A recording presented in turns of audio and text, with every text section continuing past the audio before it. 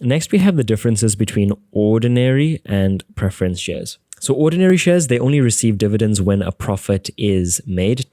Normally, the higher the profit, the higher the dividend.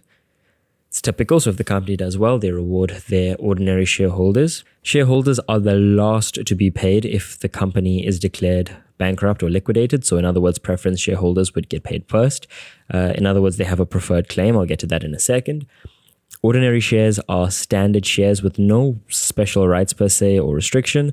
And the dividends, they vary from year to year according to the profits made as determined by the company. Furthermore, shareholders, they also have a right to vote at the annual general meeting, the AGM.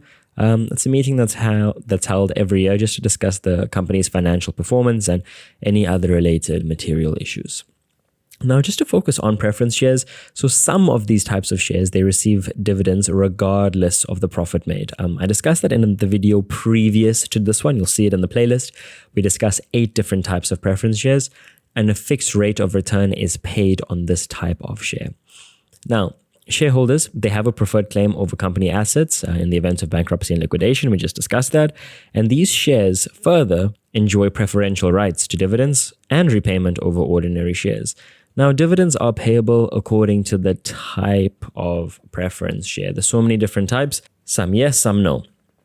So just to focus on 2 specifically here, so non-cumulative and cumulative. Non-cumulative preference shareholders, they will not receive any outstanding dividends from previous years, but cumulative shareholders will receive these outstanding dividends.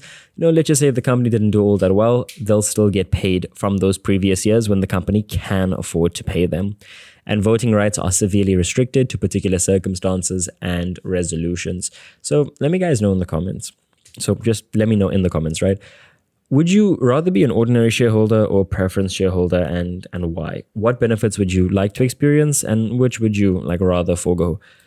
Personally, voting rights for me are non-negotiable. I want to attend the AGM of the company. I want to have a say in how it moves forward. I won't be part of the decision-making team. I'm not a director or anything like that. I'm simply an ordinary shareholder, but I believe that my vote will count. And when the company does badly, it's unfortunate. When they do well, I would like to receive my dividend, not just a fixed rate. In that case, I'd probably just invest with the government in a retail savings bond. But that's just me.